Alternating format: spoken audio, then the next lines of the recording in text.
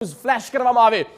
PCR ને request કરીશ please આ બ્રેકિંગ ન્યૂઝ અહીંયા ફ્લેશ કરો જે તો આ છે બ્રેકિંગ ન્યૂઝ અત્યારના 10 સુધીના જો રાજકોટમાં તસ્કરોનો વધતો જઈ રહ્યો છે તરખાટ અને તેના કારણે ઘણા લોકો ચિંતામાં છે એક જ દિવસમાં એવું થયું કે 2 ચોરી થઈ યુનિવર્સિટી પોલીસ સ્ટેશન વિસ્તારમાં ચોરીનો બનાવ બન્યો છે જી હા એનઆરઆઈ બંગલોઝમાંથી 15 લાખની ચોરી કરવામાં આવી અને ચોરી કરનાર 2 શખ્સ સીસીટીવી કેમેરામાં कैद થઈ ચૂક્યા છે જુઓ આ દ્રશ્ય જે સીસીટીવી ફૂટેજમાં સ્પષ્ટપણે દેખાઈ રહ્યું છે ચોર કે જેઓ ચોરી કરતા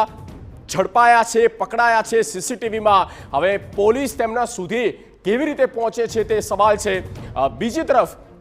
માધાપર ચોકડી રાજકોટમાં જ્યાં બુકાનીધારી ગેંગનો આતંક વધતો જાય છે અને આ માધાપર ચોકડી નજીક તસ્કરો ત્રાટક્યા છે રત્નમ રોયલ સોસાયટીમાં તસ્કરોના આટાફેરા આપને દેખાઈ રહ્યા છે આ 3 મકાનમાં આ 4 લોકો ત્રાટક્યા અને તેના સીસીટીવી ફૂટેજ સામે આવ્યા છે એક બાદ એક ચોરીની વધતી જતી ઘટનાઓ રાજકોટ નહીં પણ સમગ્ર ગુજરાતમાં એ ચિંતાનો વિષય બની ચૂકી છે કાયદો વ્યવસ્થાનો જાણે કોઈ ડર નથી પોલીસના પેટ્રોલિંગ પર પ્રશ્નાર્થ થઈ રહ્યા છે અને ક્યાં છે પોલીસનું પેટ્રોલિંગ અને લોકો ભોગ બની રહ્યા છે આ બુકાનીધારી શખ્સો આ પ્રકારની ગેંગ ચલાવે છે અને તેઓ પોતે આ ચોરીને કઈ હદ સુધી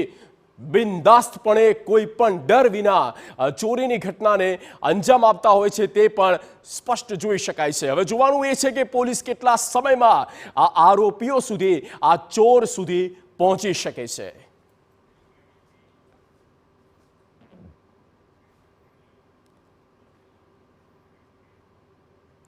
વાત કરીએ